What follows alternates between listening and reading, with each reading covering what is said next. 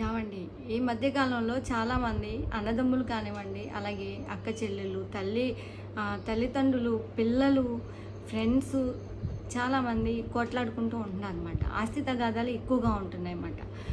ఈ ఆస్తి తగాదాల వల్ల కానివ్వండి, లేకపోతే వేరే కారణాల వల్ల చాలామంది కొట్లాడుకుంటూ ఉంటారు.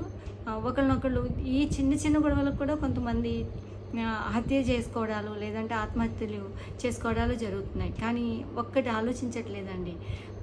ఎవరైనా కూడా ఇప్పుడు అన్నదమ్ములు ఉన్నా కూడా ఆస్తి విషయాల్లో ఏదైనా గొడవ వచ్చినప్పుడు ఒకరినొకరు కుట్టుకోవడం, లేదంటే చంపేసుకోవడం కూడా చేస్తున్నారు. అయితే మిగిలింది ఏముంటుందండి? వాళ్ళ జీవితంలో ఇంకేం మిగిలేది ఉండదు. వాళ్ళు కంపల్సరీ ఒకడేమో చంపేస్తాడు, అతని జీవితం పోతుంది, ఇతనేమో జైలు పాలైపోతాడు. ఇద్దరు జీవితాలు పోతాయి. ఆవేశం వల్ల జరిగే నష్టాలన్నమాట అవన్నీ. అయితే రాజీ కుదుర్చుకున్నారనుకోండి మధ్యన, అప్పుడు వాడు సేఫ్ అవుతాడు, వీడు సేఫ్ అవుతాడు. ఎందుకంటే వీళ్ళిద్దరి భవిష్యత్తులు కూడా బాగుంటాయి, వెనకాల ఉన్న వాళ్ళు కూడా బాగుంటారు. ఆవేశం వల్ల ఎన్నో నష్టాలు జరుగుతున్నాయండి. అందులో ఇది మెయిన్ అన్నమాట. ఆ టైంలో వీళ్ళకి ఇంక వేరే ఆలోచన అని ఉండదన్నమాట. ఏదో ఒకటి చేసేయాలి అంతే.